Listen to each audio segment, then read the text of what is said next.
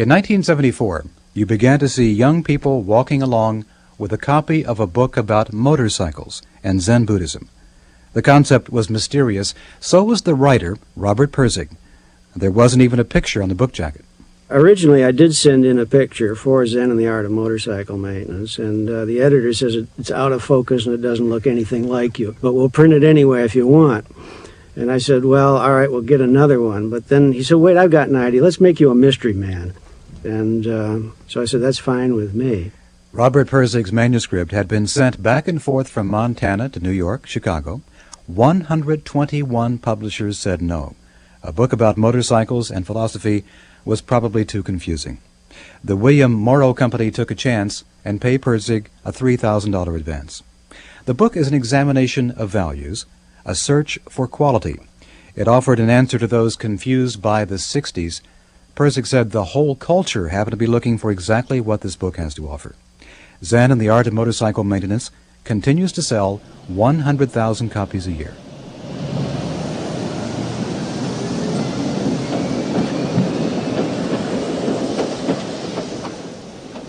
Robert Pirsing lives near Boston, and he and his wife Wendy came to meet us for a conversation in the studio of WBUR. He brought his wife for support. Pirsing is reclusive, does not like meeting people. There's a new Pirsing book called Lila, An Inquiry into Morals.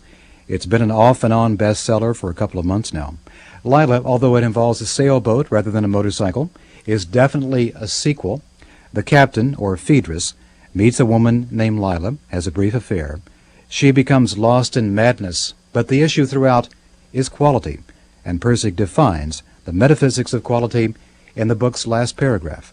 Good, he writes, is a noun rather than an adjective. Robert Pirsing has been working on this book for 15 years, sitting in a room, waiting for the words to come. It's been suggested that he revels in writer's block. Now, the idea of reveling in blocks is not exactly right. I get blocks whether I revel in them or not. But my feeling is that when these blocks come, one shouldn't say, my God, I'm not writing, I'm blocked. I think when one is blocked, one in fact is writing, that the blockage is a part of the writing, that if a person writes without any blockage, it means he's writing off the top of his head and is likely to write something that's rather quick and probably superficial. Full of cliches. That's right. It's likely to be something he's heard and is passing on rather than something that he has put together himself. Are you hearing or seeing words in your head that you're sort of pre-editing and discarding? Thoughts? What is happening is that I'm just distracted by memories that I've had the previous day. If somebody has talked to me over the telephone, then that will come back to me, and I'll think about that for 10 minutes. And all these memories will keep coming back until they gradually die down because I'm so bored with remembering them. and then at that point, I start to get fresh new thoughts. Yeah. Lila is set up in a narrative novel form of fiction. Mm-hmm. You say that what you do is you put your protagonist up a tree and throw rocks at him and get him down again. Yes. Yeah. Or send your protagonist on a quest, and in this case, a quest for the meaning of quality. Mm-hmm. But so we have two things going on. One of which is the narrative, and the other sort of reflective essays on quality. Mm-hmm. Do you recommend, or do you mind if people say, "Well, it's going to take me a couple of times to go through this book to understand what's going on, to begin to get into it"? I wish they didn't, but I'm afraid that's the case. You wish they didn't? I wish they would be able to read from first sentence to last and understand what I mean. That was certainly my intent as I wrote it. But I know from the mail I've been getting on Zen and the Art of Motorcycle Maintenance, one of the most common openings is I have read this book 7 times or 20 times or 30 times, and I'm getting more out of it all the time, or I still don't know what you're talking about. And to some extent, the writing of Lila was an answer to those letters. Mm-hmm. They said, what are you really talking about? And I said, okay, I'll expand. So professional philosophers said, well, Pirsing has just given us a skeleton here in Zen and the Art of Motorcycle Maintenance. We want some more flesh and blood. Don't just give us this mystic term which nobody can define, the center of which is nowhere and the edges of which can't be found. So in Lila, I'm saying, okay, here's something positive. Now, traditionally, when you do that, all you do is raise more questions. You never answer any questions. And the interrogator says, "Well, okay, now I'm satisfied." That never happens. The schools of philosophy have been founded that way, where the fellow says one statement, and the other fellow says, "What do you mean by that?" And of course, he says what he means. And then they say, "What do you mean by that?" And you go down into further and further expansions. So I'm afraid that's what's happened with Lila. See, when I feel that Zen and the Art of Motorcycle Maintenance is sort of a dynamic book in terms of the metaphysics which I've given there. It takes a great leap forward into areas that I've never heard talked about before. Lila is an attempt to nail that down. Well, you give very clear examples from anthropology, a lot of discussion about American Indians, very clear examples from biology and other sciences. Some other parts I have more difficulty with, and say to myself, in a quieter time, I'm going to go back and... Yeah, I'm afraid everybody's going to do that. I'm really hoping that serious, thinking people will really meet me halfway in this metaphysics of quality and see what I'm trying to say. I'm very disappointed that so few people are understanding. I really knocked myself out for 15 years trying to make this just as clear and interesting and straightforward and understandable as I could. But it looks like I haven't made it all the way. Lila is a middle-aged woman who comes from a river town along the Hudson and has had a real past. And I just wonder if you used sort of a rough character to give some sort of contrast to the metaphysical discussion as we go along on this trip. Yes, originally I had, of course, all these ideas, and then it occurred to me that, Lila, I should say, is from Rochester, which is a lake town. It's just a technical point. But I felt that what I needed was, as long as this is a book about morals, what I needed was a moral situation, a moral dilemma to make it work.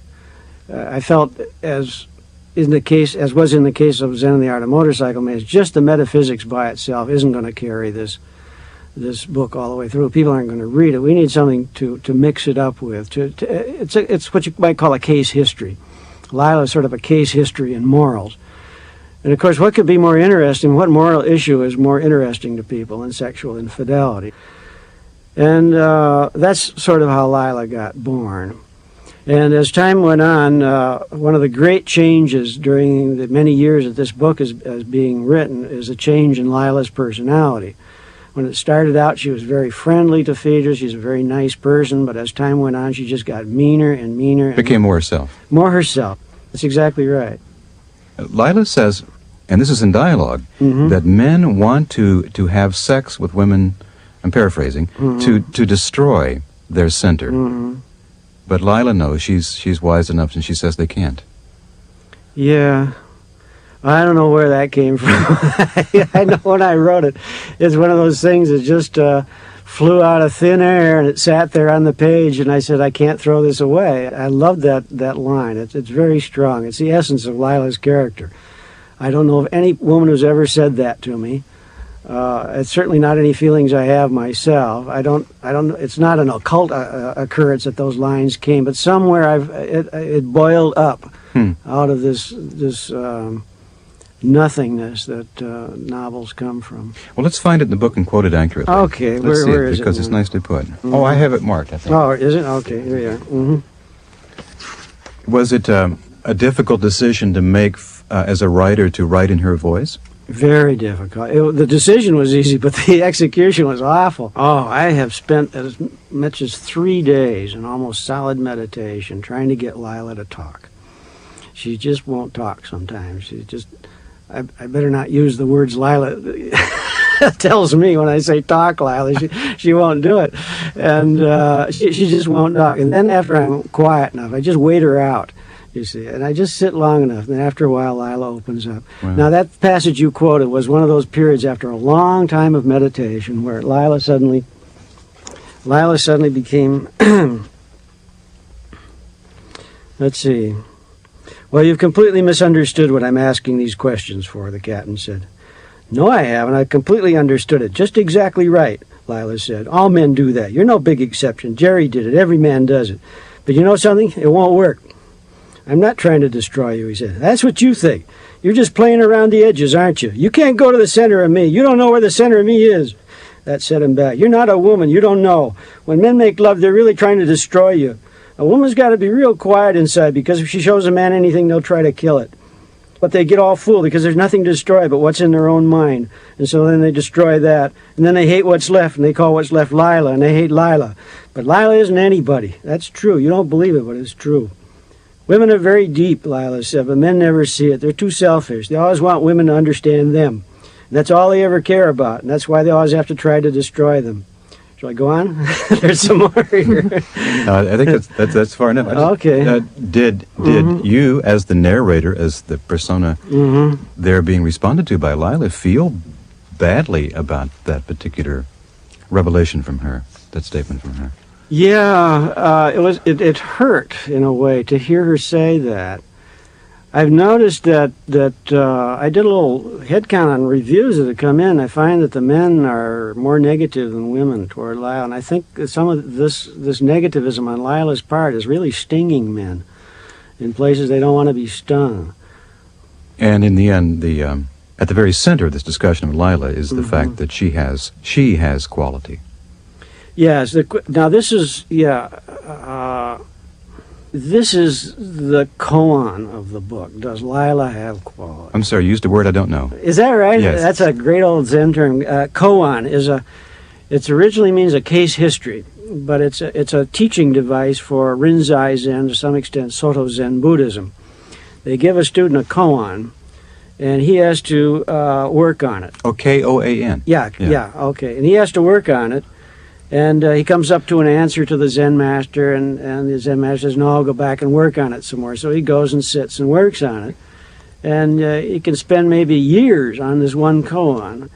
But Lila is a kind of a koan. In fact, I reduced it to the famous Mu koan of Zen Buddhism. Does a dog have a Buddha nature? The famous Zen master Chao Chu, I believe it was, or Joshu in Japanese, was asked, does a dog have a Buddha nature? And his answer is mu, which means no thing, or literally, forget it. Just forget it. You're never going to get an answer to that question. That's And so this is what I'm saying about Lila. Does she have a Buddha nature? The correct answer is forget it. You're never going to find out, and I'm not going to tell you. And I think maybe some reviewers have gotten angry at the book for that reason too, because I never tell. Does Lila have quality? I like Lila. I think she is absolutely true to herself, which is not true of most of us. That's right. And indeed has many good qualities and is a quality person. That's not what you're talking about, though. Well, whether she has an ultimate quality or not, I tried to balance it, actually. She does some pretty bad things, which I would not call quality. She has friends in New York, and she's telling them, come on the boat, maybe we'll get it away from him. Steal the boat. Yeah, that's bad. Have the boat run drugs. Yeah. See, so that's not quality by any social standard. I think at first Phaedrus breaks it down. He says in a beautiful way through this metaphysics of quality, saying biologically she does, socially she doesn't. But then later he comes back and he realizes that the question goes deeper than his simple answer. That there's this whole question of, should Lila be allowed to violate social standards? She's a citizen of the world too. Could she go around chasing after other women's husbands? Can she violate the code of morality which we've had with us for centuries and get away with it? The book seemed to indicate she isn't getting away with it, that some of her madness is a result of this promiscuous behavior on her part. It's left her without any social support. But beyond that, Lila, as is pointed out, has a dynamic quality that goes way beyond everything else. She's right at the front, as you say, she's true to herself. She's right at the front edge of her own experience. She's seeing the world right on. You know, she isn't filtering it through something somebody told her. She's seeing it just exactly as it is, and what she sees is just awful. And so she can't take it anymore, and she invents a world in which these tensions don't occur. And then part 3 of the book starts up where Lila is insane. Do you feel comfortable now with the idea that you are indeed a writer and you'll continue doing this sort of thing, or have these past, I guess, 20 years almost been just sort of a chapter in your life that you'll remember and you'll go on to other things? What do you think? I think that the latter is probably what's going to happen. I think that I've said what I want to say. There are other things I could say, but I'm sure it would be a lesser work than what I've done. I'd like to stop writing. This is my feeling right now, and maybe just answer mail. And if somebody has questions about the metaphysics of quality, get into that. It may be, I hope, that people who are skilled in philosophy will take me seriously on this metaphysics of quality. The worst tragedy would be that everybody says either this is too hard or this fellow is just an amateur and we won't fool with him. I've heard both of those things said. And they might drop what I'm saying, just the way Sidus was dropped. He haunts me. This William James Sidus, who was the godson of the philosopher William James, who had an IQ estimated around 300, who graduated from Harvard at the age of 11 because they wouldn't let him graduate at the age of 8, who spoke 5 languages at the age of 5 and could translate Plato from the original Greek, said some things in a book and nobody read them. You see, nobody paid any attention to them because he's way too far ahead of where they were at. Now, I'm hoping it's improper for me to say that I'm way too hard or way too far ahead of it. I don't know that. But I think there's a possibility that I may be dropped. You see, I may be ignored because I'm too hard to understand or because I'm thought of as some kind of a kook without being seriously considered. I've read a lot of negative reviews, but in none of those reviews have I seen one single critic show me where the metaphysics of quality is wrong. And I would like to give a prize to the first person who shows me that the metaphysics of quality is wrong. Call me any name you want, see, but show me that I'm wrong. And I don't think they can do it. Let's have a final question. It's a sailing question. Mm-hmm. Is there anything in writing or in philosophy that is as enjoyable as being on a beam reach on the right kind of day when you had the right kind of breakfast and you're going into the right place? No, there's nothing as enjoyable in a good solid boat with.